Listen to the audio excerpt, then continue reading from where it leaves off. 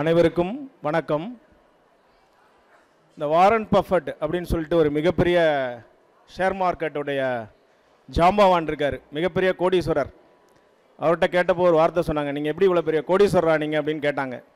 அதுக்கு அவர் சொன்னார், என்னால் 5 நிமிஷம் ஒரு விஷயத்தை முற்றிலுமாக கவனிக்க முடியும் அப்படின்னாரு. அதனால் கவனிக்கிறதுங்கிறது மிக முக்கியமான திறன்.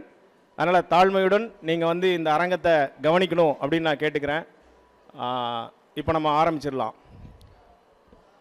சிங்க இளைஞனே திருப்பு முகம் திற விழி, கைவிரித்து வந்த கயவர் நம்மிடம் பொய் விரித்து நம் புலன்களை அடக்கி தமிழுக்கு விளங்கிட்டு தாயகம் பற்றி நமக்குள்ள உரிமைகள் தமக்கென்பார்பார் எனில் வழி வழி வந்த உன் மரத்தனம் எங்கே மொழிப்பற்றெங்கே விழிப்புற்றெழுக, இகழ்ச்சி நேர்ந்தால் இறப்புவம் என்றும் புகழ்ச்சியே எம் பூணாமென்றும் வையமாண்ட வண்டமிழ் மரபே உன் கையிருப்பை காட்ட எழுந்திரு, குறிக்கும் உன் இளைஞர் கூட்டம் எங்கே என்று கேட்டார் பாவேந்தர் பாரதிதாசனார்.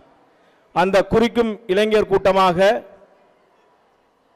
செந்தமிழை பார்ப்புகழச் செய்தது நவீன இலக்கியமே என பேசுவதற்காக சில மாணவிகளும், தமிழனும் சொல்லே இனிமையாம் பொருளை தருமென உரைத்தனர் ஆன்றோர், அமிழ்திரள் மொழியாம் உனைப்பயின்றிடினே அளவிலா இன்பமழிப்பாய், இமிழ்திரை வரைப்பில் வாழ்நாள் யாவும் இசையொடு கலந்திட புரிவாய், கமல் குணமில்லா கடையனே உனை கருத்தினில் நினைத்தேன் திளைத்தேன் என தமிழ் தாய் முதல் தெய்வப்புலவன் திருவள்ளுவர், கும்பமுடியாக தமிழின் ஆதி குருவாக இருக்கக்கூடிய அகத்தியர், சேனாவரையர், நச்சினார்க்கினியர், அகப்பாடல்களை எழுதிய மாபெரும் புலவர்கள், இளங்கோவடிகள், ஔவையார் என மரபிலக்கியமே இந்த செந்தமிழை பார்ப்புகழச் செய்தது என பேசுவதற்காக சில மாணவிகளும் வந்திருக்கிறார்கள்.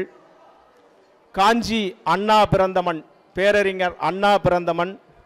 இந்த மண்ணிலே தங்களுடைய வாதத் திறமையினால் மிகப்பெரிய ஒரு சொற்போரினை நிகழ்த்த வருகை புரிந்திருக்கக்கூடிய மாணவிகள் அனைவரையும் வருக வருக என அன்புடன் வரவேற்கிறேன்.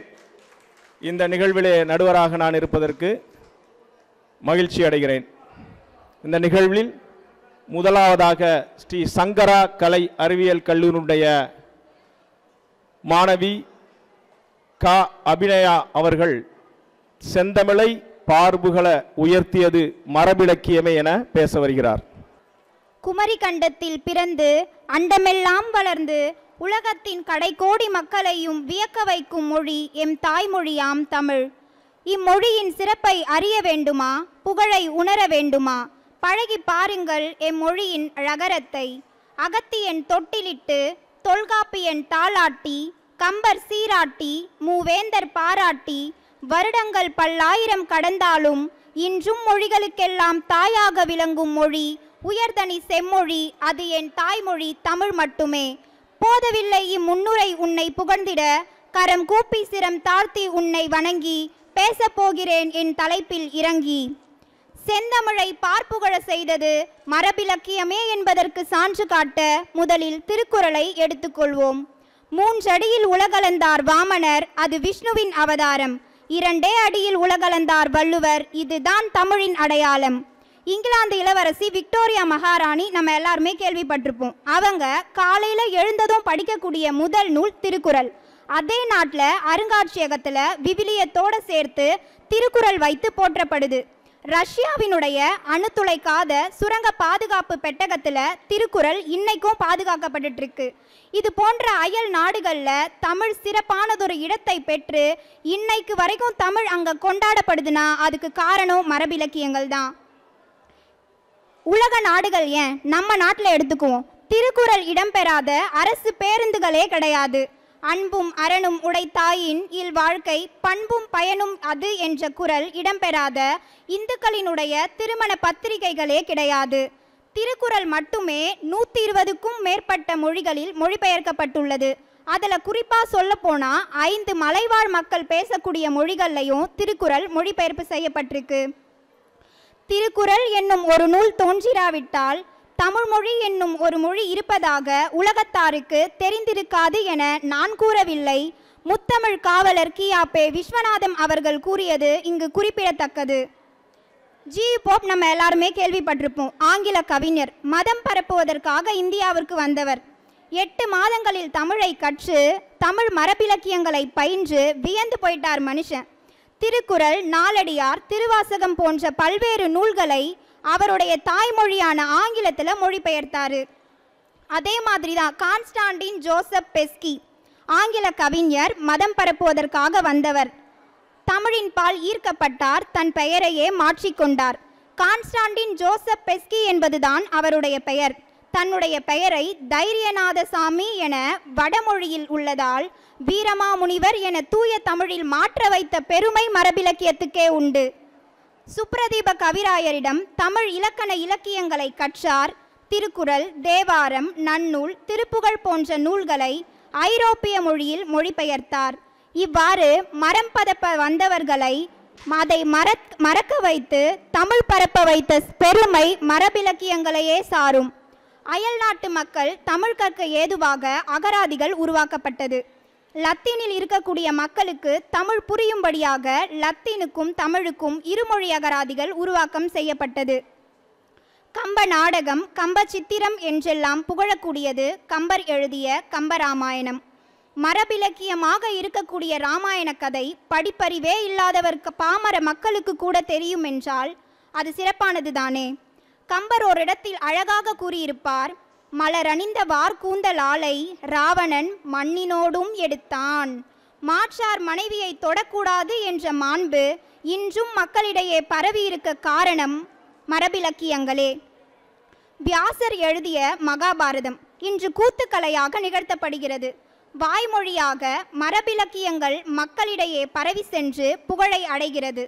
திருவிழாக்களின் போது 18 நாள் பாரதம் பேசக்கூடிய நிகழ்வு இன்று வரைக்கும் மக்களிடையே பரவி காணப்படுவதற்கு காரணம் மரபிலக்கியங்களே. சங்க இலக்கியங்களில் குறிப்பிடப்பட்டிருக்கக்கூடிய தமிழ் சொற்களும் பெயர்களும் அயல் நாடுகளில் ஊர் பெயராக இருக்குன்றது ஆச்சரியப்படக்கூடிய ஒரு விஷயம். அதியமான் நம்ம எல்லாருக்குமே தெரிஞ்ச ஒரு பேர் தான். கடையேறு வள்ளர்களில் ஒருவன் அவ்வைக்கு நெல்லிக்கனி கொடுத்தான் சொல்லிட்டு புறநானூறு குறிப்பிடுது. இந்த அதியமான் என்ற தமிழ் சொல் துருக்கியில் ஊர் பெயராக அமைஞ்சிருக்கிறது ஆச்சரியப்படக்கூடிய ஒரு விஷயம். திருப்புகழ், தேவாரம், திருவாசகம் போன்ற பாடல்கள் இன்று கோவில்களில் பாடப்படுகிறது. திருப்புகழ் பாட பாட வாய்மணக்கும் என்பார்கள். மக்களிடையே பரவி புகழை அடைந்ததால் தான் இவ்வாறான அடைமொழிகளை தாங்கி நிற்கின்றன. என்றும் செந்தமிழை பார்ப்புகழ செய்தது மரபிலக்கியமே என்று கூறி வாய்ப்பளித்ததற்கு நன்றி கூறி விடைபெறுகிறேன். நன்றி. உலக மக்கள் அனைவருக்கும் உள்ள அனைத்து பிரச்சனைக்கும் ஒரே தீர்வு தாடிக்காரர் திருவள்ளுவர் தான் எனவும் தன்னுடைய மிக சிறப்பான வாதத்தின் மூலமாக சங்க இலக்கியமே மரபிலக்கியமே தமிழ் மொழியை பார்ப்புகழச் செய்தது என தூக்கி நிறுத்தியிருக்கிறார் அபிநயா. சரிந்து கிடக்கும் நவீன இலக்கியத்தை முட்டு கொடுத்து தூக்கி நிறுத்த தற்பொழுது பேச வருகிறார் சிவசங்கரி. காமணக்கும் மலராலே பன்னிசிக்கும் கருவண்டு தேனருந்தி வாய்மணக்கும் நாமணக்கும் நற்றமிழால் மேடைதோறும் நல்லறிஞர் பேச்சாலே செவிமணக்கும் பூமணக்கும் தாழ் விரிந்தால் சூடிக்கொள்ளும் பூவையரை கண்டதுமே கவிமணக்கும் பாமணக்கும் பாரதியின் வாய் திறந்தால் பைந்தமிழர் வாழ்வெல்லாம் புகழ் மணக்கும். எம் பாட்டுடை தலைவன் பாரதியை வணங்கி விண்ணை அளந்த தமிழ் அன்னையை வணங்கி இம்மண்ணை வணங்கி பெற்றெடுத்த தாயே தத்தெடுத்த தமிழே ஊற்றெடுத்த என் அறிவை பூத்தெடுத்து தருகிறேன் செவிமடுத்து கேளுங்கள். செந்தமிழை பார்ப்புகழச் செய்தது நவீன இலக்கியமே என்ற பொருண்மையில் எனக்கு பேச வாய்ப்பளித்த அனைவருக்கும் என் நன்றி கலந்த வணக்கத்தை தெரிவித்துக் கொள்கிறேன். நவீன இலக்கியத்தை முதல்ல உலக மக்கள் பார்வைக்கு கொண்டு சென்றவர் யாருன்னா பாரதியார். எல்லாருக்குமே தெரியும். இவர் புது கவிதையின் வாயிலாக எல்லாருக்குமே இப்போ அந்நியர் காலத்தில் அந்நியர் கால ஆட்சி இருந்த காலத்தில் அடிமைத்தனத்தை ஒழிக்கணுன்றதுக்காக பாரதியார் புது கவிதை வாயிலாக அவரோட நவீன கவிதைகள் இலக்கியத்தை உலக மக்கள் பார்வையெல்லாம் கொடுத்துருக்காரு. எல்லாருக்குமே தெரியும்.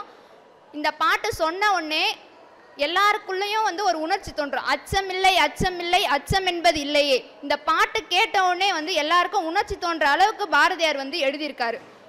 பாரதிதாசன் பார்த்தீங்கன்னா சங்க இலக்கியத்தில் மட்டும்தான் வந்து நட்புக்கு வந்து பாராட்டி இலக்கியங்கள் எழுதியிருக்காங்கன்னு இல்லை. பாரதிதாசனும் நவீன இலக்கியத்திலையும் எழுதியிருக்காரு. பிசிராந்தையார் நாடகம் இதுக்கு வந்து சாகித்ய அகாடமி விருது கூட பெற்றிருக்கு. 1969 பெற்றிருக்கு. கோப்பெருஞ்சோழனும் பிசிராந்தையாரும் இருவருமே 2 பேரும் பார்த்ததே கிடையாது. ஆனாலும் அவங்களுக்குள்ள இருக்க நட்பை பாராட்டி இந்த நூல் இருக்கு. சங்க இலக்கியத்தில் பார்த்தீங்கன்னா நட்பு அவங்க 2 பேருக்குள்ள தெரிஞ்சவங்களுக்கு மட்டும்தான் நட்பு இருக்குன்ற மாதிரி காமிச்சிருப்பாங்க. ஆனால் வந்து பாரதிதாசன் வந்து ஒருத்தரோட புகழை கேட்டு இன்னொருத்தர் வந்து அவர் மேலே நட்பு கொண்டு இருக்காரு அப்படின்றத வந்து இந்த நூலில் வந்து சொல்லியிருப்பாரு. நவீன இலக்கியம் வந்து மக்கள் கிட்ட போய் சேரத்துக்கு வந்து திரைப்படம் மூலமாக வந்து எழுத்தாளர்கள் வந்து இப்போ நாவல் எழுதியிருக்காங்க. அந்த நாவல் எல்லாமே வந்து திரைப்படம் வாயிலாக தான் வந்து மக்கள்கிட்ட போய் சேர்ந்துருக்கு. பரதேசின்ற திரைப்படம் வந்து நிறைய பேர் பார்த்துருப்பீங்க. அந்த படம் வந்து 2012 வந்து தேசிய விருது பெற்றது. இந்த படம் வந்து எடுக்கிறதுக்கு காரணம் பார்த்தீங்கன்னா வந்து PH டேனியலின் ரெட் டி என்ற ஆங்கில நாவல் தான் வந்து காரணம். இது வந்து தமிழில் மொழிபெயர்த்திருக்காரு. யார் மொழிபெயர்த்திருக்காருன்னா ரா முருகவேல்ன்றவர் எரியும் பனிக்காடுன்ற பேரில் வந்து மொழிபெயர்த்திருக்காரு. இந்த படம் எடுக்கிறதுக்கு காரணம் என்னன்னு பார்த்தீங்கன்னா 1930ஆம் ஆண்டுகளில் வந்து நடந்த வந்து உண்மை சம்பவங்கள் தான். அடிமைத்தனத்தை பற்றி அங்கே என்ன நடந்தது அப்படின்றத பற்றி எடுத்திருக்காரு. இந்த படம் எடுத்ததுக்கு அப்புறம் தான் இந்த மாதிரி ஒரு நாவல் இருக்குது அப்படின்றத வந்து மக்கள் நிறைய பேர் அறிஞ்சு அதை போய் படிக்க ஆரம்பித்தாங்க. அதே மாதிரி தான் வந்து சில நேரங்களில் சில மனிதர்கள் இந்த நாவல் வந்து யார் எழுதுதுன்னா ஜெயமோகன் எழுதுது. 1970 எழுதியிருக்காரு. 1972 வந்து சாகித்ய அகாடமி விருது பெற்றது. இது வந்து 1968 வந்து அக்னி பிரவேசம்ன்ற வந்து சிறுகதையாக வந்து ஃபஸ்ட்டு எழுதியிருக்காரு. அதுக்கப்புறமா வந்து நாவலாக மாற்றி இந்த நாவலில் என்ன கதை சொல்கிறாங்கன்னா ஒரு பெண் வந்து எப்படி முன்னேறணும், அவள் வாழ்க்கையில் என்னென்ன கஷ்டப்பட்டிருக்கா அப்படின்றத பற்றி இந்த நாவல் இருக்கும். இதை வந்து ஒரு படமாக எடுத்ததுக்கு அப்புறமா தான் வந்து சில பேருக்கு வந்து இது வந்து ஒரு நாவல், இப்படி ஒரு நாவல் வந்து இருக்குது அப்படின்றத வந்து நவீன எழுத்தாளர்கள் தான் வந்து மக்கள்கிட்ட வந்து சேர்த்துருக்காங்க. அசுரன் திரைப்படம் அதே மாதிரி 2019 வெளிவந்தது. இந்த படம் எடுக்கிறதுக்கு காரணம் வந்து என்னென்னா வேங்கைன்ற புதினம் தான் காரணம். இது வந்து பூமணின்ற எழுத்தாளர் எழுதுந்து. விசாரணை திரைப்படம் அதேமாதிரி 2015 வெளிவந்து லாக்அப்ன்ற நாவலை வந்து மையமாக கொண்டு தான் இந்த படம் எடுக்கப்பட்டது. இது வந்து சந்திரகுமார் அப்படின்றவர் தான் எழுதினார். இந்த படத்துக்கு வந்து ஆஸ்கார் விருது கிடச்சிருக்கு. பொன்னியின் செல்வன் எல்லாருக்குமே தெரியும். இந்த பொன்னியின் செல்வன் படம் எடுத்ததுக்கு அப்புறம் தான் இந்த நாவல் வந்து எல்லாருக்கிட்டையுமே ரீச் ஆச்சு. அதுக்கு காரணம் வந்து நவீன எழுத்தாளரான கல்கி தான் காரணம். இவர் வந்து 1950 வந்து இந்த நூலை வெளியிட்டிருக்காரு. ஆனால் அவருக்கு இந்த படத்துக்காக சாகித்ய அகாடமி விருது கிடைக்கல. ஆனால் வந்து அவர் எழுதின அலையோசைன்ற நாவலுக்காக வந்து 1956 வந்து விருது கிடைச்சிருக்கு. அப்புறம் குறிஞ்சி மலர் அப்படின்ற நாவல் வந்து 1960 வந்து வெளிவந்தது. இது வந்து நான் பார்த்த சாரதி எழுத்தாளர் எழுதந்து. இந்த வந்து தொலைக்காட்சியில் வந்து ஒரு தொடராக வெளிவந்தது. யார் அதில் நடிச்சிருப்பாருன்னா நம்ம முதல்வர் ஐயா வந்து நடிச்சிருப்பார். என்ன கதாபாத்திரமானா அரவிந்தன்ற கதாபாத்திரத்தில் நடிச்சிருப்பார். பூரணி அரவிந்தன் இவங்க தான் வந்து அந்த கதையில் முக்கியமான கேரக்டர். இந்த முதலமைச்சர் வந்து இந்த அரவிந்தன் கேரக்டர் நடித்ததுக்கு அப்புறமா வந்து சில பேர் வந்து குறிஞ்சி மலர் வந்து படிச்சிருக்காங்க.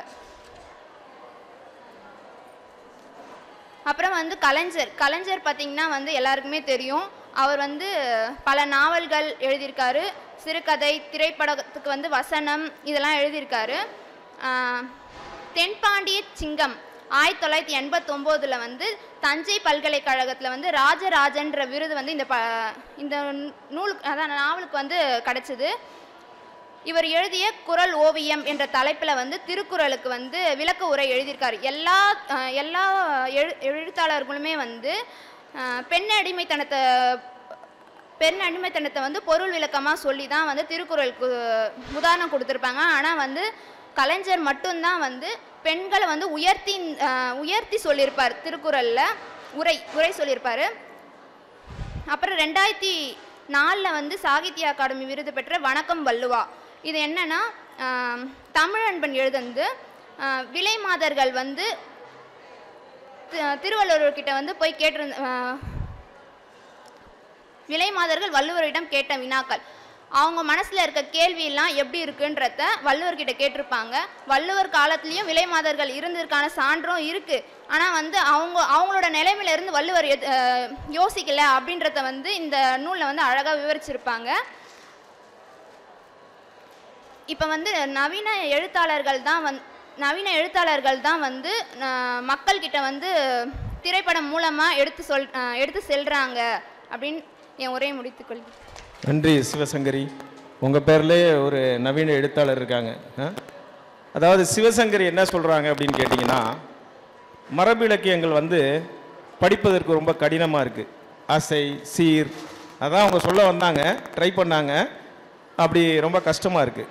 ஆனால் பாரதியிலிருந்து தொடங்கக்கூடிய நவீன இலக்கியம் எப்படி இருக்குன்னு பார்த்தீங்கன்னா, சென்றதினி மீளாது மூடரே சென்றதனை சிந்தை செய்து கொண்டளிக்கும் கவலை என்னும் குழியில் வீழ்ந்து குமையாதிர் அப்படின்னு ரொம்ப தெளிவான வரிகளாக இருக்குது. அதுதான் நவீன இலக்கியங்கள். மேலும் அவங்க ஒரு விஷயத்தை சொன்னாங்க, நாவல் அப்படிங்கிற ஒரு வடிவம் வந்து நவீன இலக்கியத்தில் வருது.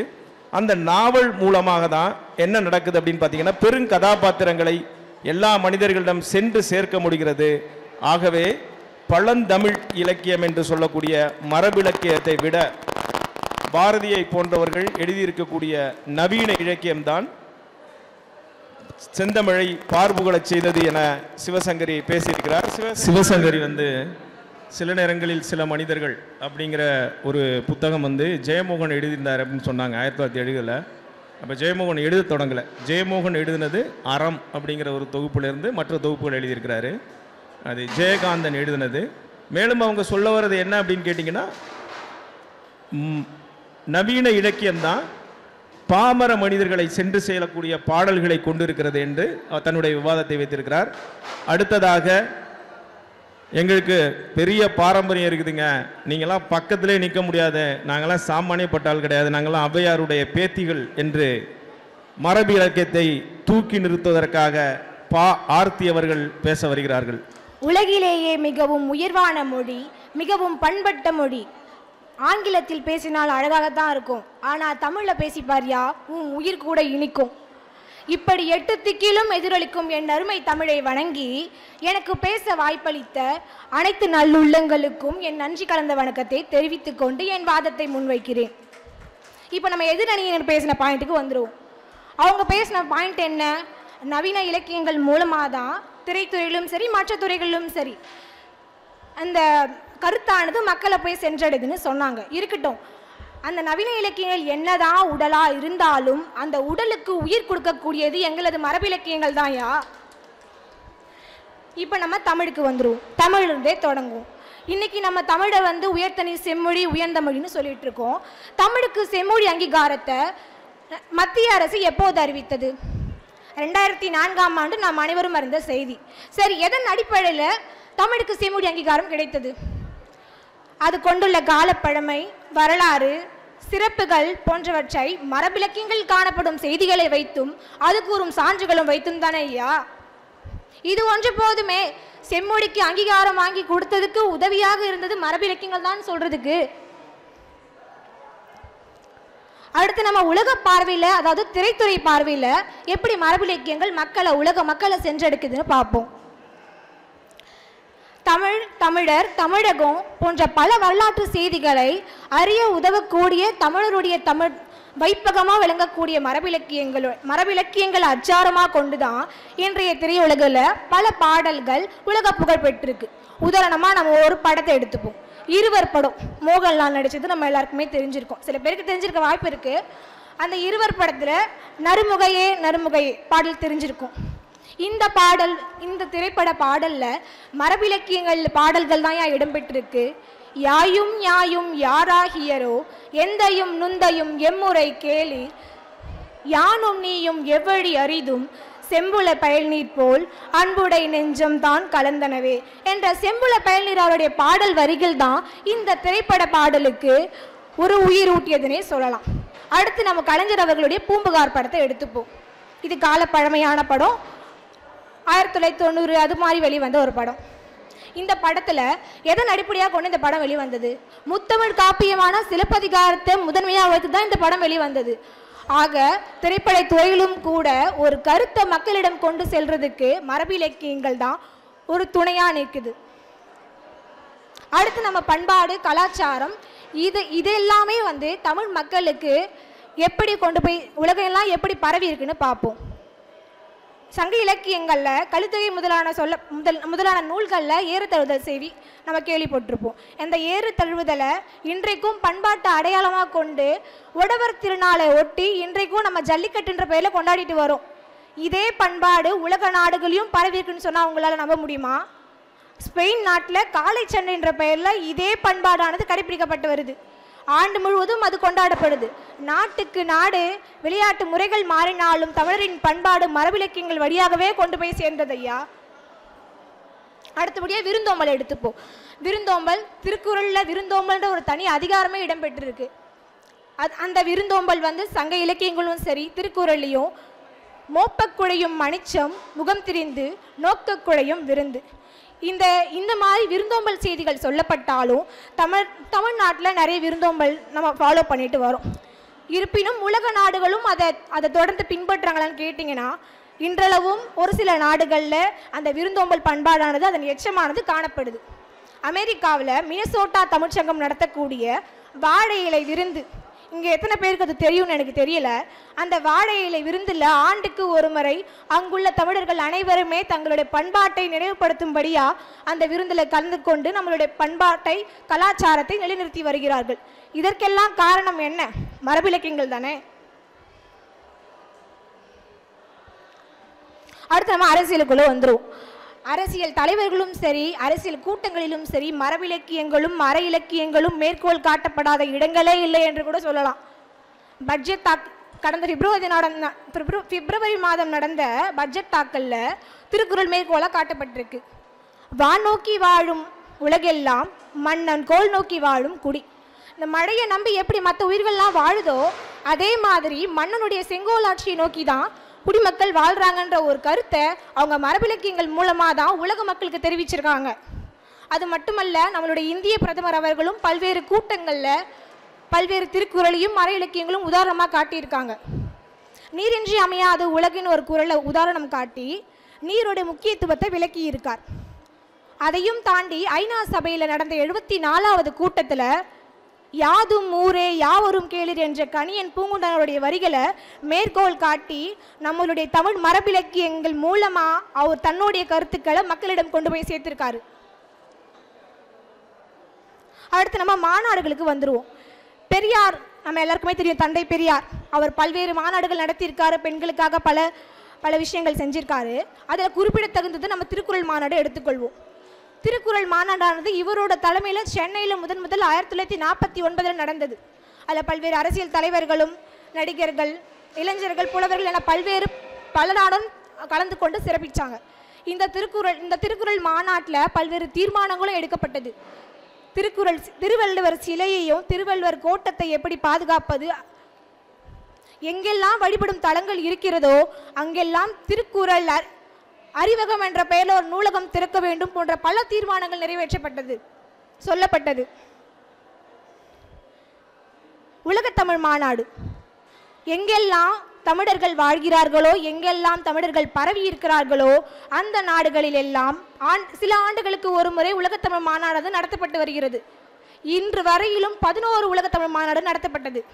இந்த உலகத்தமிழ் மாநாட்டின் மூலமா தங்களுடைய கருத்துக்களை தமிழ் இனத்தை ஒன்று சேர்க்கிறாங்க. அது எதன் மூலமா? மரபிலக்கியங்கள் மூலமாக தான். நம்மளுடைய தமிழ்நாட்டிலேயும் கலைஞர் அவர்களுடைய தலைமையில் ஒரு உலகத்தமிழ் மாநாடு நடைபெற்றது. அதையும் தாண்டி அவரோட தலைமையில் செந்தமிழ் மாநாடும் நடத்தப்பட்டது.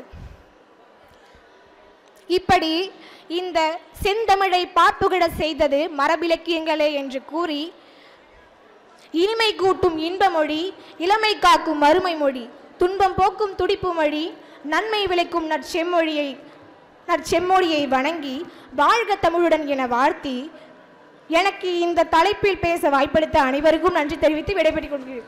யாதும் ஊரே யாவரும் கேளீர், தீதும் நன்றும் பிறர்தர வாரா போன்ற மகத்துவமான வரிகளை மரபிலக்கியங்கள் படைத்திருக்கும் போது கனி இருக்க காய் கவர்ந்தற்று என்று சொல்வதற் போல மரபிலக்கியங்கள் கனியாக இருக்கும் பொழுது காய் போன்று இருக்கக்கூடிய நவீன இலக்கியங்களை நீங்கள் எப்படி போற்றி புகழ முடியும் என விவாதத்தை வைத்துவிட்டு சென்றிருக்கிறார் ஆர்த்தி அவர்கள். அடுத்ததாக நவீன இலக்கியமே தமிழை பார்ப்புகழச் செய்தது என்று பேசுவதற்காக சர்பிளா அவர்கள் வருகிறார்கள். உடல் மண்ணுக்கு உயிர் அன்னை தமிழுக்கு என்று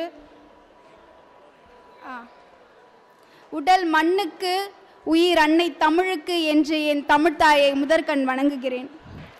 அதாவது செந்தமிழை பார்ப்புகழ செய்தது மரபிலக்கியமா நவீன இலக்கியமா அப்படின்னு சொல்லி தான் இந்த டாபிக். நான் என்ன சொல்கிறேன்னா நவீன இலக்கியம் தான் சொல்கிறேன். மரபிலக்கியங்களில் இருந்து தான் தோன்றி இருந்தாலும் புதிய நவீன இலக்கியங்கள் அப்படின்னு சொல்லி வரும்போது மரபிலக்கியங்கள் எதை சார்ந்து அமைதுன்னா அகம் புறம் தான் பற்றி பெருசாக பேசுது. ஆனால் நவீன இலக்கியங்கள் அப்படிங்கிறது இன்றைய காலகட்டத்தில் இப்போ நம்மளை சுற்றி என்ன நிகழுது அப்படிங்கிற பல விஷயங்களை நம்மளுக்கு தெளிவாக பேசணும், அதை நம்ம சுற்றி கவனிக்கணுங்கிறத முன்னெடுத்து வைக்குது. இப்போ அக்கா சொன்னாங்க சிலப்பதிகாரத்தை மையமாக கொண்டு தான் பூம்புகார் அப்படிங்கிற படம் வந்தது அப்படின்னு சொன்னாங்க இல்லையா. அந்த பூம்புகார் படம் வெளியே விட்டதே யார் அப்படின்னு சொல்லும்போது நவீன எழுத்தாளரான கலைஞர் தான் வெளியே இருந்தார். அதை நீங்கள் மறந்துடக்கூடாது. இப்போ நவீன இலக்கியங்கள் அப்படின்னு சொல்லும்போது மரபு கவிதைகளை என்னதான் யாப்பு கட்டுகள் அப்படின்னு சொல்லி நம்ம படிக்க கஷ்டப்பட்டாலும் நவீன இலக்கியங்கள்ங்கிறது நம்மளுக்கு எளித வடிமையில் யார் வேணால் படிக்கலாம், யார் வேணால் அதை ஈஸியாக புரிஞ்சிக்கலாம். அப்படிங்கிறதுனால நிறைய பேரால் அது வரவேற்கப்படுகிறது. அதாவது இப்போது இருசக்கர வாகனத்தில் நம்ம போயிட்டுருக்கோம் அப்படின்னு வச்சுக்கோங்களேன், அதை கண்டிக்கிற வகையில் ஒரு கவிஞன் அழகாக எழுதுகிறான். என்ன அப்படின்னா, இருசக்கர வாகனத்தை ஓட்டியபடியே அலைபேசியில் குறுஞ்செய்தி அனுப்பி கொண்டிருக்கிறான் யமனுக்கு அப்படின்னு சொல்லி ஒரு இலக்கியவாதி எச்சரிக்கிறார். இப்படியும் வரிகள் மூலயமா ஒருத்தனை எச்சரிக்கலாம் அப்படிங்கிறது நவீன இலக்கியங்களால் மட்டும்தான் முடியும். அதுக்கப்புறம் பெண்களை அருமை அருமை பேசுங்க. அப்புறம் பெண்களை மலடி அப்படின்னு சொல்லி நம்மளை சொல்லிட்டு இருக்கோம் இல்லையா. பெண்களுக்கு மட்டும்தான் இந்த நிலை அப்படின்னு சொல்லி பார்க்கும்போது பிற தாவரங்களை பற்றியும் யோசிக்கணும் அப்படின்னு நினைக்கிற ஒரு கவிஞர் எழுதுறாங்க. பூக்கா காய்க்கா கனியா மரங்களுக்கு வந்தமரம் புள்ளினங்கள் தத்து பிள்ளைகள் அப்படின்னு சொல்லி சொல்கிறாங்க. நமக்கு பெண்களுக்கு மட்டும்தான் இந்த நிலை அப்படிங்க, அவங்க மட்டும்தான் யோசிப்பாங்க அப்படிங்கிற ஒரு நிலை இல்லாமல் ஒரு மரம் செடிக்கு இருக்கிற உணர்ச்சியை கூட ஒரு கவிஞன் அவனோட இலக்கியங்கள் வழியாக திரும்பிக்கிறான். அப்படிங்கும்போது அது புது கவிதைகள் செய்கிற ஒரு வித்தை தானே. இது எந்த அளவுக்கு நிறைய மரபு கவிதைகள் உங்களுக்கு இதெல்லாம் சொல்லித்தருது. அதாவது இப்போ ஒரு ஆற்றினோட வேகத்தை கண்டுபிடிக்க இப்போலாம் கருவிகள் அதெல்லாம் வச்சு நம்ம அளக்குறோம் இல்லையா.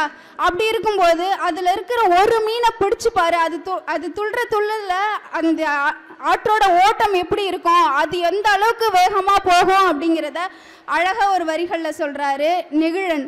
ஓடும் ஆற்றத்தின் இதய துடிப்பை அறிய நம் கையில் ஒரு மீனை பிடிக்க வேணும். அந்த ஒரு மீன் சொல்லுமா அந்த ஆற்றினோட ஓட்டம் எப்படி இருக்கு அப்படின்னு சொல்லி ஒவ்வொரு விஷயத்தையும் நவீன இலக்கியங்கள் நம்மளை சுற்றி என்ன நடக்குதுங்கிறத தெளிவாக நம்மளை யோசிக்க வைக்குது.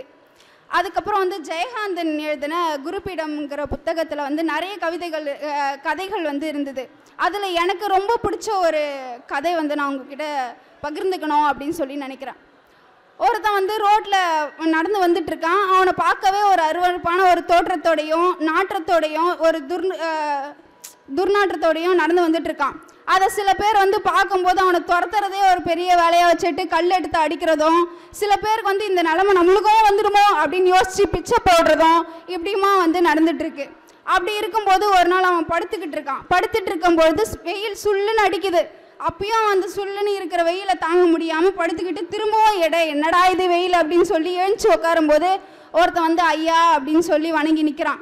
அதை எழுந்துச்சு பார்த்ததும் திரும்பி பார்க்குறான். இவன் நம்மள தான் கும்பிட்றானா இல்லை நம்மளுக்கு பின்னாடி வேறு ஏதாவது சிலை இருக்கா அப்படின்னு சொல்லி பார்க்குறான். அதுக்கப்புறம் அவன்கிட்ட கேட்குறான், எதுக்கு என்னை பார்த்து கையை எடுத்து கும்பிடுற, இது என்ன கோவிலா, இது சத்திரம் தான் அப்படின்னு சொல்கிறான். அதுக்கப்புறம் அவர் சொல்கிறாரு, இல்லை நான் உங்களை குருவாக ஏற்றுக்கிறேன், நீங்கள் என்னை சிஷியனாக ஏற்றுக்கோங்க அப்படின்னு சொல்லி கேட்குறான். அதுக்கு அந்த பித்தன் மாதிரி இருக்கிறவன் சொல்கிறான், இங்கே கோயில்கள் அப்படின்னு சொல்கிறது எல்லாமே வெறும் சத்திரங்கள் தான், பூசாரிகள்னு சொல்கிறவங்க எல்லாருமே இங்கே பிச்சைக்காரர்கள் தான் அப்படின்னு சொல்கிறான். இதை வந்து அந்த குரு சீடனா ஏற்றுக்க என்ன சொல்கிறா அப்படின்னா, அவன் ஒரு மனப்போக்கத்தோட புரிஞ்சுக்கிறான். ஒரு ஞானிகள் வந்து இப்படி தான் பேசுவாங்க ஒரு இலக்கிய மொழியோட அப்படின்னு சொல்லி அவன் வேறு விதமாக புரிஞ்சுக்கிறான். புரிஞ்சுக்கிட்டு பரவாயில்ல, இவன் இந்த பித்தனுக்கு எப்படின்னா, நம்ம வந்து அழுக்கழிஞ்ச ஆடையோடு இருக்கோம், நம்மளுக்கு வந்து சாப்பாடும் யாரும் கொடுக்க மாட்டேங்கிறாங்க, அப்படி இருக்கும்போது இவன் வந்து நம்மளை வந்து குருவாக சேர்த்துக்கிறானே, அப்போ இவனை வச்சு வேலை வாங்கிக்க வேண்டியதான் அப்படின்னு சொல்லி அவன் நல்லா பிளான் போட்டான். அந்த சத்திரத்தில் வந்து என்ன பண்ணுறான் அப்படின்னா தங்கியிருக்கிறான். இந்த சீடனாக அவன் ஏற்றுக்கிறான். அந்த என்ன பண்ணுறான்னா அவனுக்கு டீ வாங்கி கொடுக்குறதும் அவன் கேட்குறதெல்லாம் பணிவிடையெல்லாம் செஞ்சு வச்சுட்டு, அவன் குளிக்காமல் இத்தனை நாள் அழுக்கடைஞ்ச கந்தல் துணியோடு கடந்த அவனை குளிக்க வச்சு எல்லாம் பண்ணதும் அவனுக்கு வந்து ஒரே சந்தோஷம். என்னதான் சந்தோஷமாக இருந்தாலும் உள்ளுக்குள்ளார குத்திக்கிட்டு இருக்கோம்ல, நம்ம இப்படியெல்லாம் இருந்தோமே, இவன் வந்து நம்மளை நல்லா பார்த்துக்கிறானே அப்படின்னு சொல்லிட்டு இந்த அவனை பார்த்ததும் துரத்தி அடித்த பாதி பேர்லாம் ஐயோ இப்படி ஒரு குருவை தான் வந்து நம்ம பித்தன் பைத்தியக்காரன் சொல்லி அடித்தோமோ அப்படின்னு பாதி பேர் மனம் மாறி என்ன பண்ணிட்டாங்க அப்படின்னா அவனுக்கு பழங்களும் காய்களும் வந்து அள்ளித்தர ஆரம்பித்தாங்க. இப்படியே சில நாட்கள் போயிட்டு இருக்கும்போது இல்லை இது வந்து தப்பு, நம்ம செய்கிறது வந்து என்னதான் இருந்தாலும் நம்ம அவனே ஒரு ஸ்டேஜில் மனசு மாறி அவன்கிட்ட இந்த உண்மையை சொல்லிடணும், நான் உண்மையான குரு கிடையாது அப்படின்னு சொல்லணும் அப்படின்னு சொல்லி அவன் போகும்போது மறுநாள் என்ன பண்ணுறான், தேடி பார்க்குறான் அவனோட சிஷ்யனை. தேடி பார்க்கும்போது அவனுக்கு கிடைக்கவே இல்லை அவன் எங்கே போனான்ட்டு. ஏன்னா இவன் வந்ததுக்கப்புறமும் அவன் பேர் என்ன எதுவுமே அவன் கேட்கல. அவன் கேட்கும்போதும் அவன் சரியான பதிலை சொல்லலை. அப்படி தேடி பார்க்கும்போது சிலர்கிட்ட கேட்குறான், இந்த மாதிரி என்னை பார்த்துக்கிற ஒரு சிஷ்யன்றான் அப்படின்னு ஒருத்தர் இருந்தான், நீங்கள் பார்த்தீங்களா அப்படின்னு சொல்லி கேட்கும்போது இல்லை, அவர் வந்து நேற்றே போயிட்டாரு அப்படின்னு சொல்லி தெரிஞ்சிட்ருக்கான். ஏன் இவனை வந்து அந்த வழியில் வரும்போது கல் எடுத்து அடித்தவங்கலாம் எல்லாமே திரும்பி கையெழுத்து கும்பிட்டு நீங்கள் தான் எங்கள் குரு அப்படின்னு சொல்லி வணங்க ஆரம்பிக்கிறாங்க. அவரும் அதுக்கப்புறம் சொல்கிறாரு, இல்லை நான் தான் வந்து ஸ்ரீடன், அவன் தான் வந்து குரு எனக்கு அப்படின்னு சொல்லி திரும்ப ஆரம்பிக்கிறான். அதாவது ஜெயகாந்தனாக இருந்தாலும் சரி, இப்போ புது நவீன இலக்கியவாதிகளாக இருந்தாலும் சரி, அவங்க ஏதோ ஒரு விஷயத்த உணர்ந்து அங்கே ஒரு கொஷின் மார்க்கை வைக்கிறாங்க. எப்படி அப்படின்னா, தவறு செஞ்ச ஒருத்தன் எப்படியெல்லாம் திருந்தறான் அப்படின்னும், இந்த உலகத்தில் என்னெல்லாம் நம்ம தெரிஞ்சுக்கணும் அப்படின்னும், ஒரு தப்பு வந்து மற்றவங்களுக்கு மட்டும்தான் நடக்குதா இல்லை நம்ம எப்படி முட்டாள்தனமாக இருக்கிறோங்கிறதையும், அவன் வந்து பிச்சைக்கார ரூபத்தில் இருந்ததுனால அவனை கல் எடுத்து அடித்தாங்க. அவன் திரும்ப ஒருத்த வழிபடுறான் அப்படின்னதும் மூடத்தனமாக அவன் யாருன்னே ஒருத்த வழிபட்டதும் அவன் வந்து நல்ல நிலையில் தான் இருக்கான் போல், நம்ம தான் மாற்றி வழிபட்டோம், நம்மளை அடிச்சிட்டோம் அப்படின்னு சொல்லி அவனை வழிபட்டதும் எந்த அளவுக்கு இதில் வந்து முட்டாள்தனமாக அந்த மக்கள் இருந்திருக்காங்கன்றதையும், அவன் எவ்வளோ தூரம் ஏமாற்றி நடித்து இருந்தேன் கேவலமாக வந்து ஒரு ரூபத்தோடு அப்படியே திரிஞ்ச ஒருத்தன் எந்த நன்னிலையில் மாறி நடந்திருக்கான் அப்படிங்கிறதையும், நம்ம வாழ்க்கையில் தவறுகள் நடக்கும்போது நம்மளை ஒருத்தர் வந்து கைட்லைன் கொடுத்து நம்மளை மாற்றுற மாதிரியும், ஒவ்வொரு நவீன இலக்கியங்களும் ஒவ்வொரு நவீன இலக்கியவாதிகளும் இந்த உலகத்துக்கு தேவையான கருத்துக்களை அதிகமாக தரதுனால நிறைய பேர் வந்து வாசிக்கிறதோ எதுவாக இருக்குது அப்படின்னு பார்த்திங்கன்னா நவீன இலக்கியங்களாக தான் இருக்குது. வாய்ப்பளித்தமைக்கு நன்றிகளை கூறி இடம் சாருகிறேன். நன்றி சர்மிளா. சர்மிளா ரொம்ப அருமையாக பேசிட்டாங்க. 1000 யானை கொன்றால் பரணி அப்படின்னு சொல்லிட்டு இருக்கிறீங்க. நாங்கள் எதுக்குங்க யானையெல்லாம் கொல்லணும்? நாங்களாம் நவீன பெண்கள், நாங்கள் வந்து சிறுகதைகளை படிப்போம், நாவல்களை படிப்போம், புரட்சிகளை செய்வோம், புதுமை படைப்போம் என்று நவீன இலக்கியம்தான் எல்லாராலும் போற்றப்படுகிறது, தமிழை வளர்க்கிறது என்று அருமையாக பேசியிருக்கிறார் சர்மிளா. என்னதான் இருந்தாலும் மரபிலக்கியத்துக்கு பக்கத்தில் நீங்களாம் நிற்கவே முடியாதுங்க அப்படின்னு தன்னுடைய வாதத்தை எடுத்து வைக்க வருகிறார் கோ பிரியங்கா. மாணவிகள் கொடுக்கப்பட்ட நேரத்தில் சிறப்பாக பேசுமாறு கேட்டுக்கொள்கிறோம். அன்னை தமிழுக்கு என் முதற்கண் வணக்கம். அவையில் உள்ளோர்க்கு என் வணக்கத்தை கூறி உரையை தொடங்குகிறேன். வடவேங்கடம் தென்குமரி ஆயிடை தமிழ் கூறும் நல்லுலகம் என்று தொல்காப்பியத்திற்கு சிறப்பு பாயிரம் எழுதிய பனம்பாரனாரின் தமிழ் பேசப்படுகின்ற எல்லையை உடைத்து இன்று உலக அளவில் தமிழ் பேசப்படுகிறது என்பதற்கான சான்றுகளை என் சக தோழிகள் கூறியுள்ளனர். தோழி ஷர்மிளா அவங்க சொன்னாங்க, பூம்புகார் திரைப்படத்தை எழுதினது நவீன எழுத்தாளரான கலைஞர் அப்படின்றது தான். அவர் சிலப்பதிகாரம் என்ற ஒரு மரபிலக்கியம் சமுதாயத்தில் ஒரு சிறந்த தாக்கத்தை ஏற்படுத்தியது, இது மக்களிடையே சென்று சிறப்படைய வேண்டும் என்ற எண்ணத்தினை கொண்டதுனால்தான் அதை வந்து ஒரு திரைப்படமாக எடுத்தாருன்ட்டு நான் உங்களுக்கு சொல்லணும்னு ஆசைப்படுறேன். தமிழன் என்றோர் இனம் உண்டு, தனியே அவருக்கு ஒரு குணம் உண்டு, வேறு எந்த இனத்திற்கும் மொழியிற்கும் இல்லாத சிறப்பு என் தமிழ் மொழிக்கும் தமிழருக்கும் உள்ளது என்பதை கூறுகிறேன். அப்படி இந்த சங்க இலக்கியத்துல என்னதான் இருக்கு, நீங்க ஏன் அதை இவ்வளோ பேசுறீங்க, நவீன இலக்கியமும் அதுல இருந்து தானே தோணுச்சு அப்படின்னு நீங்க சொல்லலாம். காரணம் மனித இனம் எப்படி வாழணும் அப்படின்னு சொல்றதை விட எப்படி வாழக்கூடாது என்று சொல்கின்ற வாழ்வியலை கற்றுக் கொடுத்த தமிழரின் பண்பாட்டு அடிச்சுவடிகள் மரபிலக்கியங்கள் தான். இன்றும் அவை உலக அளவில் தடம் பதித்திருக்கிறது என்றால் உயர்ந்த சிந்தனைகளையும் உயர்வான எண்ணங்களையும் சமூகம் என்னும் மணற்பரப்பில் விதைத்து சென்றிருக்கிறது என்றுதானே அர்த்தம். இந்த பண்பாட்டு அடிப்படையில எப்படி தமிழுடைய பண்பாடுகள் உலகம் முழுவதிலும் சென்றிருக்கு அப்படின்றத பார்க்கலாம். பண்பட்ட மண்ணில் தான் செடிகளும் கொடிகளும் துளிர்விடும். அதுபோல இந்த சமூகம் பண்பட வேண்டும் என்றால் நல்ல பண்பாடு இருக்க வேண்டும் என்பதனை தமிழினம் தரணிக்கு கற்றுக் கொடுத்திருக்கிறது. மனிதனுக்கு மனிதன் செய்வது மட்டும் உதவி அல்ல, செடி கொடிகளுக்கும் முற்றுழி உதவி செய்வதே தமிழ் பண்பாட்டை உலக அரங்கில் உயர்ந்த இடத்திற்கு எடுத்து சென்றது தமிழினம். ஆமாம், குளிரில் நடுங்கிய மயிலுக்கு போர்வையளித்து சென்றான் பேகன். பற்றி படர கொம்பில்லாமல் கிடந்த கொடிகளுக்கு தான் வந்த தேரினை விட்டு சென்றவன் பாரி. இதேபோல் நீண்ட நாள் உயிர் வாழும் நெல்லிக்கனியை அவ்வைக்கு கொடுத்து சென்றான் அதியமான். இப்படி நாடு நகரம் காசு இத்தனையும் அள்ளி அள்ளி கொடுத்த ஈகை என்னும் ஈர மனதினை இலக்கியங்கள் இன்றளவும் போதித்து வருகிறது. இந்த ஈகைக்கு வள்ளுவன் அன்னைக்கே இலக்கணம் சொல்லிட்டாங்க. வரியார்க்கொன்று ஈவதே ஈகை, மற்றெல்லாம் குறியெதிர்ப்பை நீர துடைத்து என்று. இல்லாதவங்களுக்கு கொடுக்கறது தாங்க ஈகை, மற்றவங்களுக்கு கொடுக்கறதெல்லாம் ஏதோ ஒரு பயனை எதிர்கருதி தான் நீங்க ஈகை செய்றீங்க அப்படின்ட்டு. வீரம் கொடுப்பதிலும் பெறுவதிலும் காட்டவில்லை தமிழன், வீரத்திலும் பண்பாட்டை விதைத்து சென்றவன் தமிழன். இதற்கு காலத்தால் அழியாத பல காவிய கதைகளை சுமந்து நிற்கும் புறநானூற்று நூலே இதற்கு சாட்சியாக இருக்கிறது. போர்க்களத்துல தன் மகன் இறந்து போறாங்க. இதை கேட்ட ஒரு தமிழ் தாய் போர்க்களத்தை நோக்கி விரைந்து போறா. அப்போ சொல்றா, என் மகன் மார்பில் அம்பு பட்டு விழுந்து இறந்திருக்க வேண்டும், புறமுதுகு காட்டி இறந்திருக்க கூடாது. அப்படி அவன் இறந்திருந்தால் அவன் வாய் வைத்து உண்ட இந்த மார்புகளை அழித்தெறிவேன் என்று, மண்டு அமர்க்கு உடைத்தனன் நாயின் உண்டை என் முளை அறுத்திடுவேன் என்று. அங்க போய் பார்க்குறாங்க, அவன் மகன் நெஞ்சில் அம்பு பட்டு கீழே விழுந்து இறந்து கிடக்குறான். அவளுக்கு அவ்வளோ சந்தோஷம். பல பேரை கொன்று தன் மகன் இறந்திருக்கிறான் என்பதில். இந்த தமிழ் தாயினுடைய வீரத்தை நாம் இங்க அறிஞ்சுக்கணும். போர்க்களத்துல நெஞ்சில அம்பு பட்டு கிடந்த தன் மகனை எண்ணி அந்த தாய் ஆரத்தழுவி அழுவும் காட்சி புறநானூற்று பாடல்ல அவ்வளோ அழகா கூறியிருக்காங்க. போர்க்களத்துல தன்னுடைய தந்தையும் இழந்து, தன்னுடைய கணவனையும் இழந்து, தன்னுடைய பால்மனம் மாறாத பச்சிலம் குழந்தையும் போரிட அனுப்புனா ஒரு தமிழச்சி. அவளும் புறநானூற்றுல தான் குறிப்பிடப்படுறா. இதெல்லாம் தமிழர்களுடைய பண்பாட்டை அறிய உறுத சான்றுகள். தீதும் நன்றும் பிறதரவாரா, அதாவது நல்லது கெட்டது எல்லாமே நம்ம எதை தர்றோமோ அதுதான் நம்மளை தேடி வரும். இன்னைக்கு பல பேர் அதை உணர்ந்துக்கிட்டா பல கவலைகளுக்கு இங்கே இடமே கிடையாது.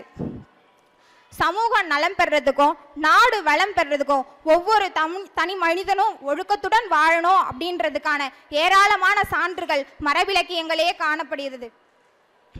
உண்ணும் உணவு முதல் உடுத்தும் உடை வரை பண்பாடு பின்பற்றப்பட்டு வருகிறது. பிறப்பு முதல் இறப்பு வரை, உறவு முதல் இறை வழிபாடு வரை தமிழ் பண்பாடுகள் இன்றளவும் பின்பற்றப்பட்டு வருகிறது.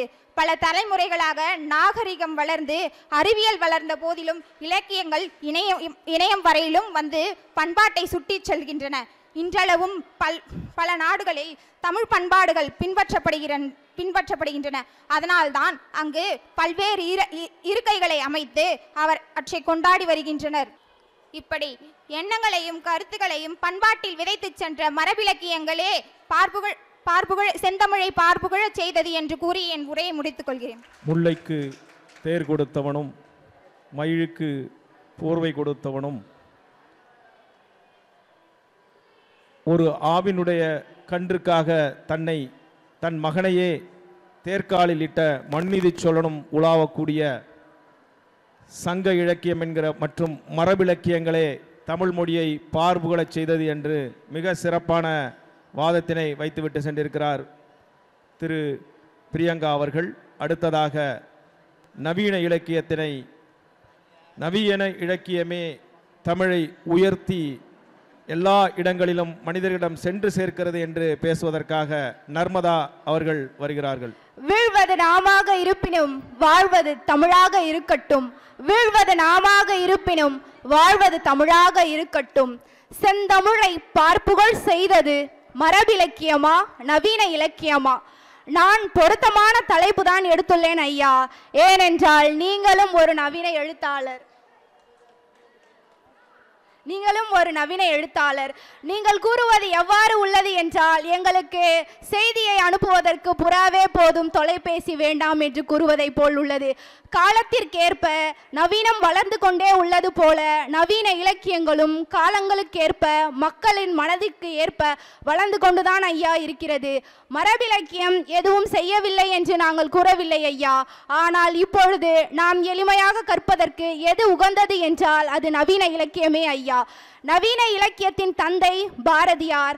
அவரை தொடர்ந்து இன்று வரையிலும் இனிமேலும் பல்வேறு படைப்புகள் படைக்கப்பட்டுதான் கொண்டிருக்க போகிறது. அதில் மாற்றங்கள் ஏதும் ஏற்பட போவதில்லை. பாஞ்சாலி சபதம், குயில் பாட்டு, கண்ணன் பாட்டு, பாப்பா பாட்டு, புதிய ஆத்துச்சூடி போன்ற பல்வேறு நூல்களை அவர் படைத்துள்ளார். அவர் விருதுகளை பெறவில்லை என்றாலும் அவருக்கு மரியாதை செலுத்தும் விதமாக அவருடைய பெயரில் விருதுகள் படைக்கப்பட்டுதான் ஐயா உள்ளது. பாரதியாரை தொடர்ந்து புதுமை பித்தன் என்னும் மாபெரும் மனிதன் எழுத்துலகில் தமிழ்நாட்டை மடைமாற்றினார். கரடு முரடான நடையில் சிக்கிக் கொண்டு இருந்த தமிழ் கவிதையை பாரதி திசை திருப்பினார் என்றால் சிறு கதையின் எல்லைகளை எளியவனின் திசை நோக்கி பரப்பியவர் எழுத்தாளர் புதுமை பித்தன் ஐயா அவர்களே. வட்டார வழக்கு தமிழில் எழுதிய முதல் எழுத்தாளர் புதுமை பித்தன் என்பது குறிப்பிடத்தக்கது. இவரை தொடர்ந்து அடுத்ததாக நாம் பார்க்க இருப்பது ஈவே ராமசாமி. இவர் சீர்திருத்தவாதி சிந்தனையாளர். அவரது படைப்புகள் சமூக நீதி, சாதிய எதிர்ப்பு, மூட நம்பிக்கை எதிர்ப்பு, இறைமறுப்பு, பகுத்தறிவு, பெண்கள் முன்னேற்றம், கல்வி ஆகியவற்றை மையமாக கொண்டுள்ளன. இவர் எழுதிய புத்தகங்களில் என் மனதை ஈர்த்த புத்தகம் பெண் ஏன் அடிமையானாள். இந்த புத்தகத்தில் முக்கியமான ஒரு கருத்தாக பார்க்கப்படுவது என்னவென்றால், கற்பை என்பது ஒரு பெண்ணுக்கும் மட்டும் உரியது அல்ல, அது ஆணுக்கும் முக்கியம் என்று ஒரு ஆண் மனிதன் எழுதியுள்ளார் என்றால் அது நவீன இலக்கியத்தின் முயற்சியால் மட்டுமே என்பதை இந்த இடத்தில் நான் கூறுகிறேன். அடுத்ததாக நம் முன்னாள் முதலமைச்சர் அறிஞர் அண்ணா அவர்களின் நூல்கள் கண்ணீர் துளிகள், பிடி சாம்பல், செவ்வாழை, வேலைக்காரி, ஓர் இரவு போன்ற பல்வேறு படைப்புகளை தமிழ் உலகில் அறிமுகப்படுத்தியுள்ளார். அதில் எனக்கு பிடித்த சிறுகதை ஒன்றை மட்டும் நான் உங்கள் முன் கூறுகிறேன். செவ்வாழை. செங்கோடன் என்ற விவசாயி இருந்தான். அவருக்கு 3 குழந்தைகள் இருந்தது. அவர் விவசாய தோட்டத்தில் ஒரு செவ்வாழை கன்றை நட்டு வைத்தார். அது வளரும் என்று அவருடைய குழந்தைகளும் அவருடைய குடும்பமும் ஆர்வமாக பார்த்து கொண்டு இருந்தது. அவர் பண்ணையார் தோட்டத்தில் வேலை பார்த்து கொண்டிருப்பவர். இவர் என்னதான் உழைத்தாலும் பண்ணையார் கொடுக்கும் சிறிதளவு கூலியின் மூலம்தான் இவருடைய குடும்பம் வழிநடத்தி கொண்டு வரப்பட்டது. ஒரு நாள் இவர் வைத்த செவ்வாழை மரம் குலை பறித்தது. ஆனால் இதனை அறிந்த பண்ணையார் அதனை அறுவடை செய்து எனக்கு கொடுக்குமாறு கூறிவிட்டார். அப்பொழுது முதலும் இப்பொழுது வரையும் ஒரு விவசாயிக்கு முழு பலன் கிடைக்கவில்லை என்பதை நவீன இலக்கியவாதியால் மட்டுமே இந்த கருத்தை அனைவரும் முன்வைக்க முடியும். கத்தியை தீட்டாதே, உந்தன் புத்தியை தீட்டு, வன்முறை இருபக்கமும் கூறுள்ள கத்தியாகும். இது போன்ற அழகான வரிகளை நவீன இலக்கியவாதிகளால் மட்டுமே அளிக்க முடியும். அடுத்ததாக கலைஞர் அவர்களின் படைப்புகள் ரோமாபுரி பாண்டியன், பொன்னர் சங்கர், குறளோவியம், நெஞ்சுக்கு நீதி போன்ற பல்வேறு படைப்புகளை இலக்கிய உலகில் அறிமுகப்படுத்திய பெருமை நம் கலைஞர் ஐயாவையே சேரும். இவர் எழுதிய புத்தகங்களில் இவர் சமூகத்தை பார்க்கும் பார்வை குறித்தும் சமூகத்தில் ஏற்பட வேண்டிய மாற்றம் குறித்தும் கூறுகிறார். இறுதியாக நான் சொல்வதை மறுப்பதற்கு உரிமை உண்டு, ஆனால் என்னை பேசாதே என்று சொல்வதற்கு உரிமை இல்லை என்று தந்தை பெரியாரின் பொன்மொழிகளுக்கு இணங்க என் உரையை முடிக்கிறேன். நன்றி, வணக்கம். நர்மதா அவர்கள் மிக அருமையாக பேசினார்கள். குறிப்பாக பெரியாரின் புகழை வீழ்த்திவிட முடியும் என்று சிலர் கங்கணம் கட்டி கொண்டிருக்கும் போது அடுப்பூதும் பெண்களுக்கு படிப்பதற்கு என்று சொல்ல முயற்சித்து கொண்டிருக்கும் போது பெண் ஏன் அடிமையானால் என்கிற ஒரு அருமையான ஒரு புத்தகத்தினை முன்னிறுத்தி நவீன இலக்கியமும் சிறுகதைகள் வடிவங்களும் தான் இன்று எங்களுடைய பிரச்சனைகளுக்கு தீர்வாக அமைந்திருக்கிறது என்று அருமையாக பேசியிருக்கிறார் நர்மதா அவர்கள். அடுத்ததாக நீங்கள் சிற்றோடை நாங்கள் நதிப்பிரவாகம் என்று மரபிலக்கியம் குறித்து பேச வருகிறார் திவ்யா அவர்கள். பிறந்து சிறந்த மொழிகளுக்கிடையே சிறந்தே பிறந்த என் அன்னை தமிழை வணங்கி இந்த அவையில் வீற்றிருக்கும் அனைத்து நல்ல உள்ளங்களையும் வணங்கி என் உரையை தொடங்குகிறேன். தமிழ் கிட்டத்தட்ட 2000 ஆண்டுகளுக்கு முன்னரே இருந்ததாக ஆய்வுகள் கூறுகின்றன. ஆம், நம் பழந்தமிழ் என்று கூறும்பொழுதுதான் தமிழுக்கே சிறப்பு ஏற்படுகிறது. அத்தகைய தமிழுக்கு பழம்பெருமை வாய்ந்த மரபிலக்கியங்கள் பெருமையை தேடித்தரவில்லை என்று பேச வந்திருக்கிறார்கள் எதிரடிக்காரர்கள். கதையும் கவிதையும் காவியம் படைத்து கிளையுற்ற கீர்த்தனை சொன்னது குமரி முதல் கூடாரம் வரை கெட்டது என்று சொன்னவரில்லை, கேட்க கேட்க மறந்தவரில்லை. கை தொட்டு கொடியேற்றி கோட்டையில் படக்கும் கௌரவம் சொல்லும் எங்கள் தமிழின் பெருமையை. நம்ம இப்போ இருக்க காலகட்டத்தில் காலையில் எழுந்து டிஃபன் செய்ய முடியலன்னு பிரெட்டு ஜாமு எல்லாம் சாப்பிட்டு போகலாம். ஆனால் எத்தனை நாளைக்கு தான் அந்த பிரெட்டும் ஜாமுமே சாப்பிட முடியும்? கொஞ்ச நாளைக்கு இட்லி தோசைலாம் நம்மளுக்கு தேவைப்படும்ல. அந்த இட்லி தோசை தான் எங்கள் மரபு இலக்கியம், என்றைக்கும் சுவை மாறாது. உங்களுடைய நவீன இலக்கியம் வந்து வெறும் பிரெட்டு ஜாமு மாதிரி தான். கொஞ்ச நாளில் உங்களுக்கு போர் அடிச்சிடும். நிலம், தீ, நீர், வலி, விசும்போடு 5ம் கலந்த மயக்கம் உலகம் அப்படின்னு தொல்காப்பியத்தில் கூறப்பட்டிருக்கு. மரபு இலக்கியமான தொல்காப்பியத்தில் 5 பூதங்களையும் குறிப்பிட்டிருக்காங்க. நற்றிணை பாடல்கள்ல கோட்சுரா எரிந்தன சுருங்கிய நரம்பின் முடிமுதற் பரவாத. இன்னைக்கு நீங்க பண்ற அறுவை சிகிச்சையை அன்னைக்கே வந்து நற்றிணை பாடல்கள்ல குறிப்பிட்டிருக்கு. புறநானூற்று வரிகள்ல கூறப்பட்டிருக்கோம். ஒன்றி கொடுத்தார் உயிர் கொடுத்தாரே அப்படின்ற வரிகள் வந்து புறநானூற்றுல இடம்பெற்றிருக்கு. ஐநா சபையில கூறப்பட்ட யாதும் ஊரே யாவரும் கேளீர் என்ற வரிகள். நற்றிணையில சுவரில் கோடிட்டு நாட்களை கணக்கிடும் பழக்கம் அன்றே கூறப்பட்டிருக்கு. இன்னைக்கு தான் நம்ம கேலண்டரை பயன்படுத்துறோம், அன்னைக்கே அவங்க கோடு போட்டு நாட்களை வந்து கணக்கிட்டு இருக்காங்க. அரசியல் பிழைத்தோர்க்கு அறம் கூற்றாகும், உரைசால் பத்தினியை உயர்ந்தோர் ஏத்துவர், ஊழ்வினை உறுத்து வந்து ஊட்டும் என்று சிலப்பதிகாரம் நம்மளுக்கு உணர்த்துற உண்மைகளை காட்டியுமா மரபிலக்கியத்துக்கு நம்ம ஒரு சான்றுகளை எடுத்துரைக்க வேண்டும். ஒரு குழந்தைக்கு நம்ம ரைம்ஸ் சொன்னா கூட கூப்பிட்டு உட்கார வச்சு மா எலியாரே எலியாரே எங்க போறேன்னு சொல்லுமானா சொல்லாது. அதை ஒரு பாடல் வழியா நம்ம தலையை ஆட்டி ஆட்டி சொன்னோன்னா அதுவும் தலையை ஆட்டி ஆட்டி கண்ணை சிமிட்டி சிமிட்டி சொல்லும். அந்த மாதிரி நம்ம 10 பாட்டு நூல்களுக்கும் 8 தொகை நூல்களுக்கும் பாடல்கள் வழியே ஞாபகம் வச்சுக்கிற எளிய முறையெல்லாம் இருந்திருக்கு. நற்றிணை நல்ல குறுந்தொகை 500 ஒத்த 10 ஓங்கு பரிபாடல் கற்றறிந்தார் ஏற்றும் கலியோடு அகம்புறம் என இத்தரத்தே 8 தொகைன்னு 8 தொகை நூல்களையும் முருகு பொருணரு 12 முல்லை பெருகு வளமதுரை காஞ்சி மருவிய கோல நெடுநல் வாடை கோல் குறிஞ்சி பட்டினப்பாலை காலாத்தொடும் 10 அப்படின்னு 10 பாட்டையும் அழகா எடுத்து பாட்டல்களாக சொல்லியிருக்காங்க. நம்மளுக்கு திருவாசகத்திற்கு உருகார் ஒரு வாசகத்திற்கும் உருகார் அப்படின்னு சொல்லிட்டு அழகா திருவாசகத்தை நீங்க கேட்க கேட்க இன்பம் தரும். அது மாதிரிதான் நாங்க வந்து நவீன இலக்கியங்கள் எந்த வகையிலுமே பயன்படுதுன்னு சொல்லவே இல்லை. நவீன இலக்கியமானது உயிர்மை எழுத்துக்களை போன்றது. முதல் எழுத்துக்கள் இருந்தால்தான் உயிர்மை எழுத்துக்கள் தோற்றம் பெறும். அதை வந்து மனசுல வச்சுக்கணும். பாமர மனிதர்களிடையே சென்று சேருவதற்கு நவீன இலக்கியங்கள் தான் காரணம் அப்படின்னு சொல்லிட்டு ஒரு கருத்து ஒன்று வச்சாங்க. மகாபாரதம் பாமர மக்களிடம் சென்று சேரவில்லையா? ராமாயணம் பாமர மக்களிடம் சென்று சேரவில்லையா? இதெல்லாம் எத்தனை பேர் படிச்சிருக்கிறோம்? அதுல எவ்வளவு நல்ல நல்ல கருத்துக்கள் இருக்கு. குகன் வந்து தன்னுடைய பேரன்பினால் மீனையும் தேனையும் எடுத்துன்னு போய் ராமனுக்கு கொடுக்குறார். அது இறைச்சின்னு தெரிஞ்சோம் ராமன் வந்து அன்பின் பொருட்டு அதை வாங்கி பயன்படுத்துறார். அன்பு எத்தகைய முக்கியமானதுன்றது அந்த மரபிலக்கியத்திலே நம்மளுக்கு வந்து எடுத்துரைக்கப்பட்டுள்ளது. உலகில் 6809 மொழிகள் உள்ளன. அதில் எழுத்து வடிவம் பெற்றது 100 மொழிகளே. அதில் 6 மட்டுமே தற்போது பழமையான மொழிகளாக நடையில் இருந்து வருகிறது. அதிலும் மிக பழமையான மொழி நமது தமிழ் மொழி என்பதில் பெருமை கொள்ள வேண்டும். சிலப்பதிகாரத்தில் ஒற்றை சிலம்பை கையில் ஏந்தி கண்ணகி அவர்கள் வந்து செய்யாத புரட்சியா இன்னைக்கு நீங்க வந்து நவீன இலக்கியத்தினால செஞ்சிட்டீங்க. அன்னைக்கு அந்த அம்மா வந்து ஒரு சிலம்பை ஏதின்னு வந்து நீங்க ஏன் தவறான நீதி சொன்னீங்க அப்படின்னு சொல்லிட்டு பாண்டிய மன்னனிடம் கேட்கும் காட்சி நம்ம அதை பார்க்கலனா கூட வாழ்க்கையில அதை நம்ம கண் முன்னாடி யோசிச்சு பார்க்கும் போதே அத்தகைய வீரம் மிகுந்த காட்சியாக நமக்கு தெரிகிறது. இதை விடவா எடுத்துக்காட்டுகள் தேவைப்படுகிறது? மரபு இலக்கியங்கள் தான் நம்ம தமிழுக்கு பெருமை தேடி தந்தன என்று கூறுவதற்கு. அடித்தளம் சீராக அமைந்தால்தான் கட்டடம் சீராக அமையும். அந்த அடித்தளமாக தான் மரபு இலக்கியங்களை நாங்கள் கூறுகிறோம். நாங்கள் அடித்தளம் போட்டு விட்டோம், அதில் நீங்கள் கட்டடம் கட்டி கொண்டிருக்கிறீர்கள்.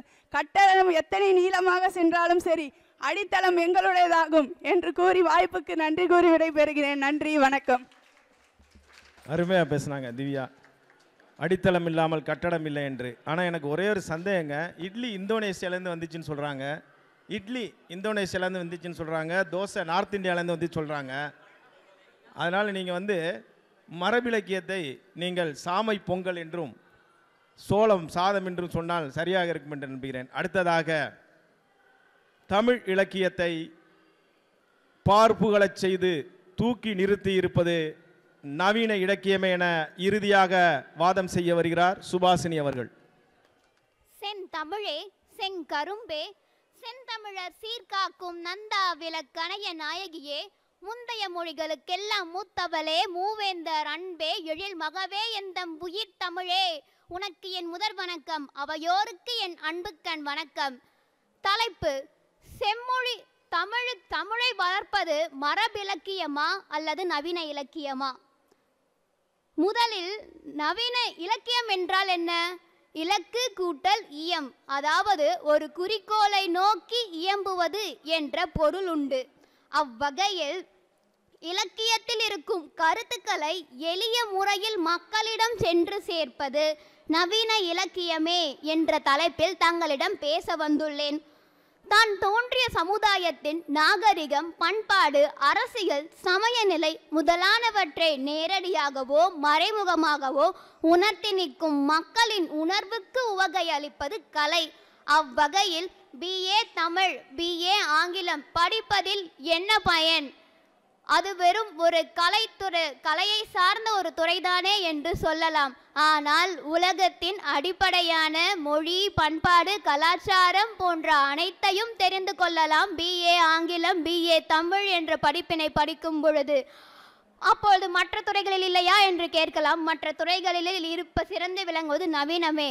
அவ்வகையில் இந்த நவீன இலக்கியம் எவ்வாறு தோன்றியது, எதற்காக தோன்றியது என்று கேட்கும் பொழுது, நவீன இலக்கியம் என்று நாம் பார்த்தோமே ஆனால் நவீன இலக்கியம் எப்பொழுது தோன்றியது என்று கேட்டால் 19ஆம் 20ஆம் நூற்றாண்டில் நன்கு ஒரு மிகப்பெரிய வளர்ச்சியை பெற்றது என்று கூறலாம்.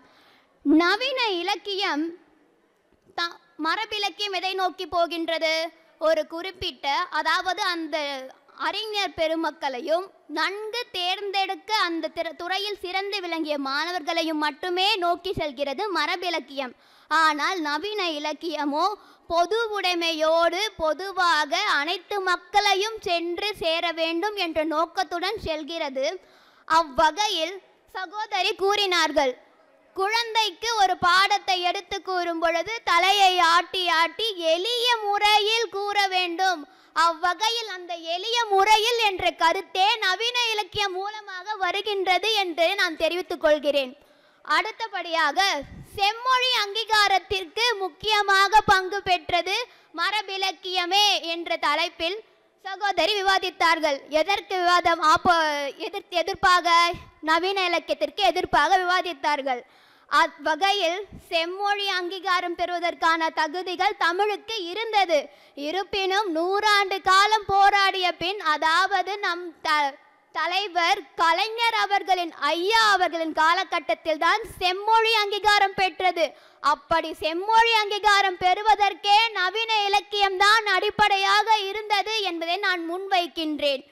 அது மட்டுமா, பரிதிமாற் கலைஞர் அவர்கள் தமிழ் மொழியானது பல்கலைக்கழகங்களிலிருந்து வெளியேறுகிறது, அதாவது தமிழ் மொழியை நீக்க வேண்டும் என்ற ஒரு காலகட்டம் வந்த பொழுது, அப்பொழுது இருந்த அச்சுக்கலையின் மூலமாக, நூலகங்களின் மூலமாக, புத்தகங்களின் மூலமாக சென்று வீடு வீடாக சென்று அறிஞர் பெருமக்களையும் புலவர்களையும் நேரடியாக சந்தித்தே நவீன இலக்கியத்தின் மூலமாகவும் பயன்படுத்தி கொண்டே சென்று அவர்களை வரவழைத்து மீண்டும் பல்கலைக்கழகங்களில் தமிழ் மொழியானது மொழி பாடமாக இருக்க வேண்டும், இதோடு தமிழ் கற்பதானது நின்றுவிடக் கூடாது என்ற கருத்தை உணர்த்தி காலம் காலமாக அதை கற்க வேண்டும், மாணவர்களை சென்று சேர வேண்டும், மாணவர்கள் அதில் இருக்கும் புதுமையை கற்றுக்கொள்ள வேண்டும்.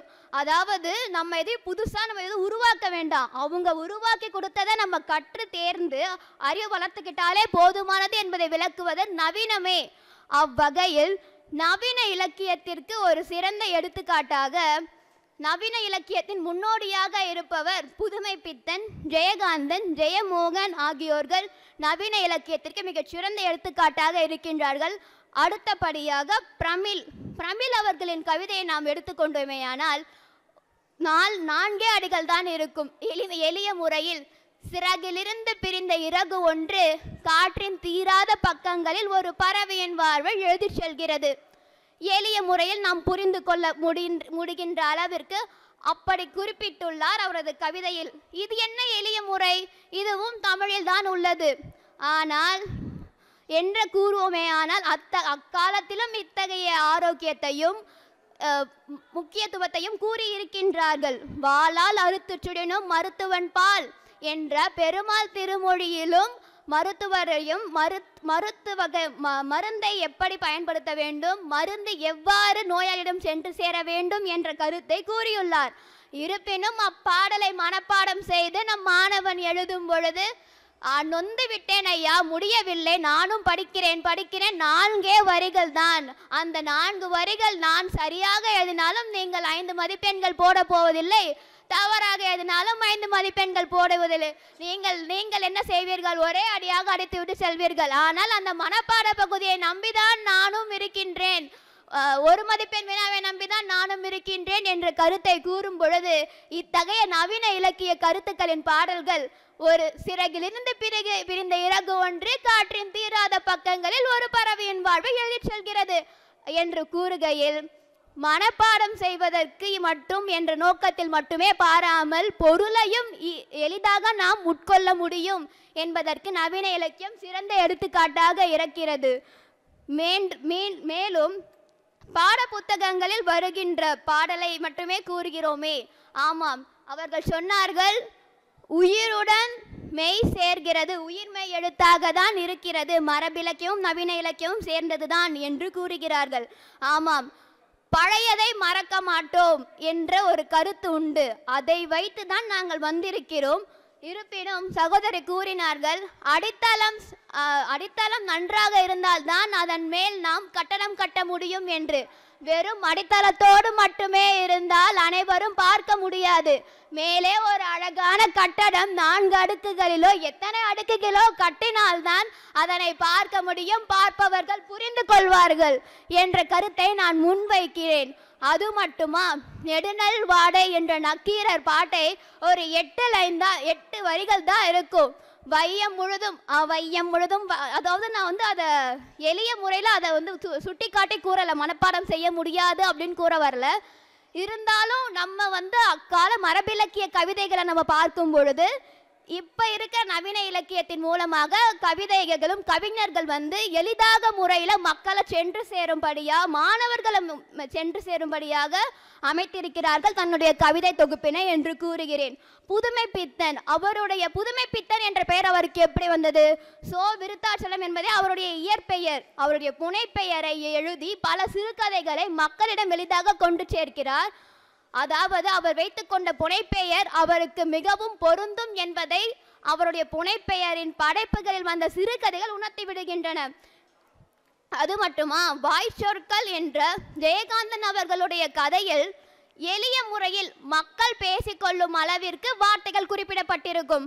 அக்காப்பியத்தை எடுத்து படிப்போர்க்கும் என்னுடைய தமிழ் ஆசிரியர் பாலகிருஷ்ணன் ஐயா அவர்கள் சொல்வார்கள், எதுவாக இருந்தாலும் தமிழ் ஆசிரியர் உள்ள நுழைஞ்சா என்ன பண்ணுவாங்க, முதல்ல பாடம் என்ன எடுக்க போகிறாங்கன்றத புக்கை எடுன்னு ஒரு 2 தடவை சொல்லுவாங்க. 2 தடவை சொன்னதுக்கப்புறம் அவன் எடுக்கலை, எங்கேயோ வேடிக்கை பார்த்துட்டு இருந்தான்னும் போது புக்கை எடுத்து தொலைடா, புக்கை எடுறான்னதுக்கப்புறம் எடுத்து படிக்கும் பொழுது அந்த தலைப்பானது ஒரு எளிய முறையில் இருக்கும்போது மக்களை எளிதில் கவர்கின்றது, மாணவர்கள் எளிதில் புரிந்து கொள்கின்றது. அவ்வகையில் வாய்ச்சொற்கள் என்ற பாடத்தை எங்கள் வகுப்பில் நடத்துகின்ற பொழுது அதில் குறிப்பிடப்பட்டிருந்த எழுத்துக்களானது எங்களுக்கு எளிய முறையில் புரிந்தது.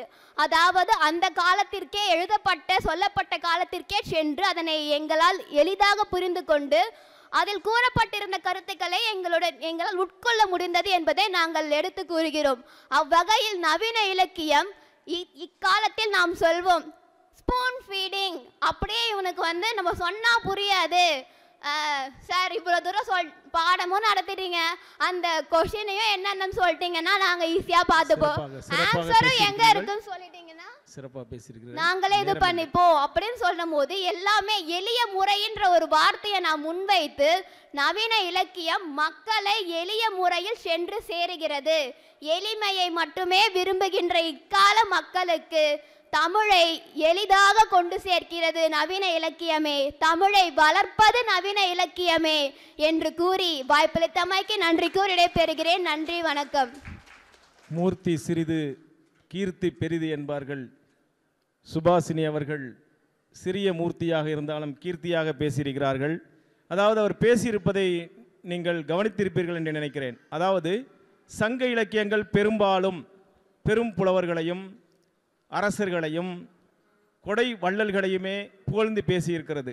ஆனால் நவீன இலக்கியம்தான் ஒரு தோட்டியினுடைய மகனினை, ஒரு மீன் பிடிக்கக்கூடிய ஒரு தொழிலாளியை செம்மீன் நாவலின் தோட்டி மகனில் தகழி சிவசங்கரம் பிள்ளை அவர்கள் கதாநாயகனாக ஆக்கியிருக்கிறார். ஆகவே எளிய மனிதர்களை நவீன இலக்கியங்கள் தான் கொண்டாடி இருக்கிறது என்று சிறப்பாக பேசியிருக்கக்கூடிய சுபாசினி அவர்களுக்கு என்னுடைய வாழ்த்துக்களை தெரிவித்துக் கொள்கிறேன்.